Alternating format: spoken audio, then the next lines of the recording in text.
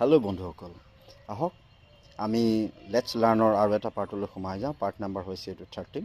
এই 13 পাৰ্টত আমি শিকিম past perfect continuous. Past perfect continuous মানে কি?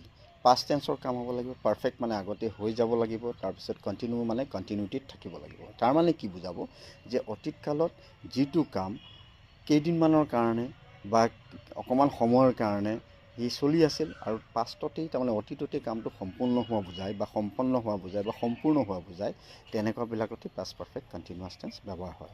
আৰু পাষ্ট পাৰফেক্ট কণ্টিনিউৱাছ টেন্স লিখিবলৈ হ'লে আমি কেনেকৈ লিখিম? সেইটো লিখিবলৈ হ'লে ছাবজেক্ট লাগিব, প্লাছ হেড লাগিব, প্লাছ বিন বিন লাগিব, প্লাছ মেইন ভাৰ্বত পাষ্ট পাৰ্টিচিপল, তাৰমানে প্ৰেজেণ্ট পাৰ্টিচিপল। মেইন ভাৰ্বত প্ৰেজেণ্ট পাৰ্টিচিপল মানে হৈছে মেইন ভাৰ্বত ING আৰু তাৰপিছত প্লাছ অবজেক্ট প্লাছ এক্সটেনশ্যন। এতিয়া ছাপ'জ বাক্য এটা লৈ লওঁ, যেনেকৈ তেওঁ টেষ্টটো লোৱাৰ আগতে 2 ঘণ্টা ধৰি পঢ়ি আছিল। সেইটো বাক্যটোৱে ছাপ'জ আমি যদি লিখিবলৈ যাওঁ, তেওঁটো হ'ল হি বা চি লগাব পাৰোঁ, হিয়ে লগাব পাৰোঁ।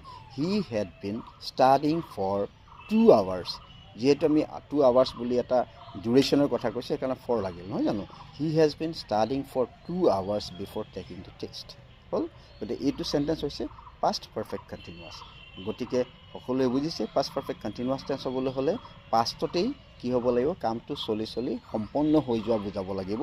আৰু তাতে কি হ'ব লাগে? মেইনলি 2টা কাৰ্য পাষ্টৰে থাকিব লাগে। তাৰে যিটো কাম বেছি পুৰণা কণ্টিনিউটিত আছিল, সেই কামটোতে আমি পাষ্ট পাৰফেক্ট কণ্টিনিউৱাছ আমি ব্যৱহাৰ কৰিব লাগিব। গতিকে পাষ্ট পাৰফেক্ট কণ্টিনিউৱাছৰ বিষয়ে আমি অলৰেডি শিকিলোঁ। গতিকে এতিয়া নেক্সট আমাৰ পাৰ্ট নাম্বাৰ 14লৈকে আপোনালোকে অপেক্ষা কৰক। পাৰ্ট নাম্বাৰ 14ত আমি ফিউচাৰৰ বিষয়ে শিকিম। গতিকে until then, goodbye and thank you very much.